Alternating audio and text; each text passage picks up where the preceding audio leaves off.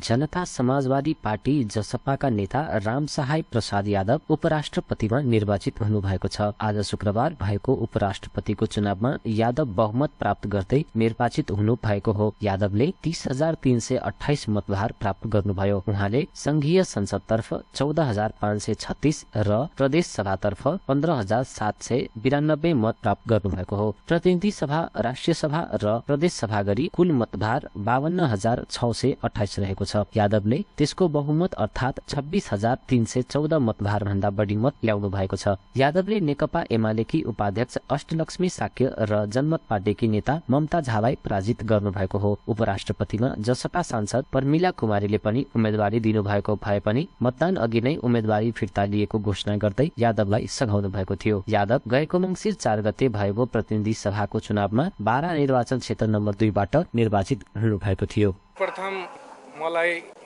आफ्ना अमूल्य मत दिएर विजय गराउनु हुने संघीय संसदका सम्पूर्ण माननीय सदस्यज्यूहरू, प्रदेश सभाका माननीय सदस्यज्यूहरूलाई हार्दिक धन्यवाद दिन चाहन्छु। अब म निर्वाचित भएपछि पश्चात नेपालको संविधान ऐन कानुन बमोजिम म आफ्नो भूमिका निर्वाह गर्नेछु।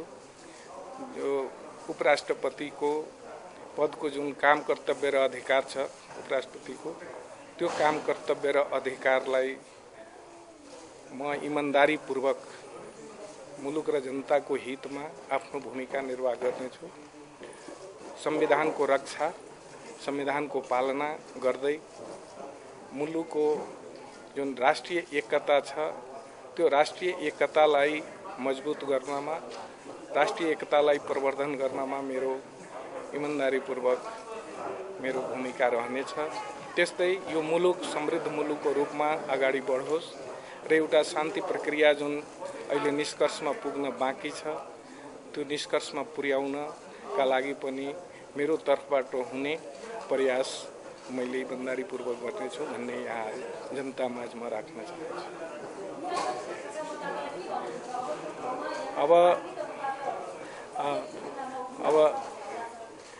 अब पहिला त हाम्रो क्षेत्रका जनताकै मतको कारणले यहाँसम्म आइपुगेको हो र उहाँहरूलाई मतदाता र सम्पूर्ण जिल्लाका जिल्लावासी लगायत देशका सम्पूर्ण जनतालाई म हार्दिक धन्यवाद र आभार व्यक्त गर्दछु।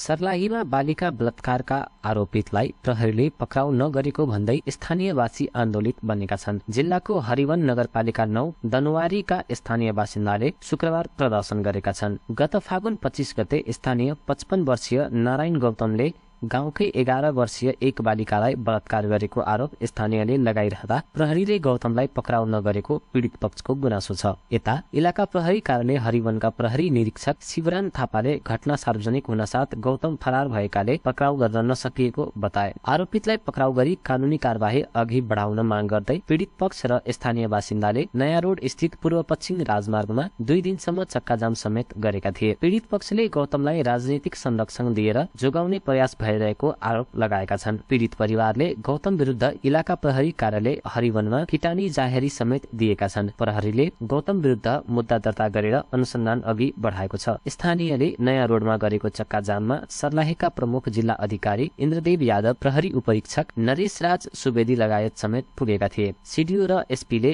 जति सक्दो चाँडो आरोपितलाई पक्राउ गरी कानूनी कार्यवाही अघि बढाउने प्रतिबद्धता जनाएपछि स्थानीयले चक्काजाम स्थगित गरेका थिए। प्रधानमन्त्री पुष्पकमल दाहाल प्रचण्डले विश्वकप क्रिकेटका क्वालिफायरमा छनौट भएको नेपाली टोलीलाई सरकारले जनहित 3 लाख रुपियाँ दिने घोषणा गरेका छन्। शुक्रबार बिहान प्रधानमन्त्री निवासमा बोलाएर खेलाडीलाई बधाई तथा शुभकामना दिएका प्रधानमन्त्री प्रचण्डले जनहित 3 लाख दिने घोषणा गरेका हुन्। युवा तथा खेलकुद मन्त्रालयको जिम्मेवारी समेत सम्हालेका प्रधानमन्त्री प्रचण्डले सामाजिक सञ्जालमा नेपालको स्वाभिमान र पहिचान उच्च बनाएकोमा नेपाली क्रिकेट टोलीलाई हार्दिक बधाई ज्ञापन गर्दै प्रति खेलाडी रु 3 लाख पुरस्कारको घोषणा गर्दछु लेखेका छन्। बिहिबार त्रिवी खेल मैदानमा प्रधानमन्त्री प्रचण्ड स्वयं उपस्थित भएर खेलाडीलाई हौसला प्रदान गरेका थिए। सार्वजनिक बिदामा पनि सरकारी कार्यालय खुल्ने भएका छन्। आउँदो वर्ष 2080 सालको सार्वजनिक बिदा राजपत्रमा प्रकाशित भएको छ। राजपत्रमा बिदाका दिन पनि विभिन्न सरकारी कार्यालय खुल्ने उल्लेख गरिएको हो। बिदाका दिन नागरिकता, राहदानी, भन्सार तथा राजस्व सम्बन्धी सेवा, सवारी अनुमति पत्र, लाइसेन्स, सवारी साधन दर्ता तथा नवीकरण लगायत यातायात व्यवस्थापन सम्बन्धी सेवा, खानेपानी, भेटेरिनरी लगायत सेवाका कार्यालयहरू खुल्नेछन्। यस्तै प्रदेश सरकार र पालिकाले तोकेको सार्वजनिक सेवा प्रवाह सम्बन्धी अन्य सेवा, बैंकिङ तथा बीमा सम्बन्धी कारोबार पनि बिदाका दिन हुनेछन्। अस्पताल, दूरसञ्चार, साइबर सेक्युरिटी तथा इन्टरटेनमेन्ट, अध्यागमन, फोहोर मैला व्यवस्थापन, फायर ब्रिगेड, टक्सार, रेडियो नेपाल, नेपाल टेलिभिजन, मुद्रण विभाग, हुलाक, शान्ति सुरक्षा, विपद आदि जस्ता रोजाना र आकस्मिक सेवा प्रदान गर्ने मन्त्रालय, विभाग तथा कार्यालयले सार्वजनिक बिदाका दिन समेत दैनिक काम नरोकिने गरी सेवा प्रवाह गर्नुपर्नेछ। तर सार्वजनिक बिदाका दिन सेवा प्रवाह गर्न खटिने कर्मचारीले त्यसरी खटिए बापत सट्टा बिदा पाउनेछन्। 2080 सालमा शनिबार बाहेक विभिन्न चाडपर्व, दिवस र जन्मजयन्ती गरी 35 दिन सार्वजनिक बिदा दिएको छ।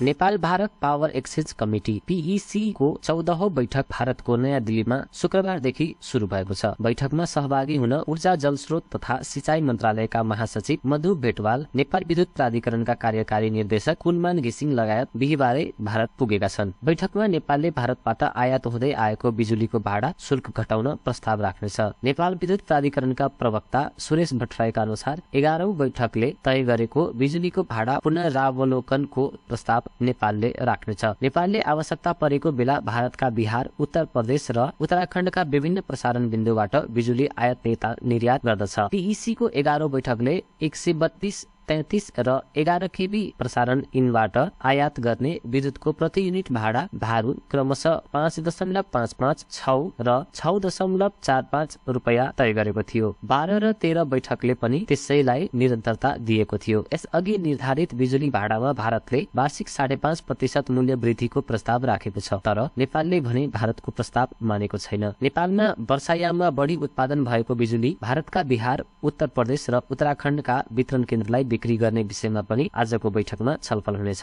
नेपालले भारतीय प्रतिस्पर्धी बजारबाट बोल कबोलका आधारमा बिजुली आयात निर्यात गर्दै आएको छ।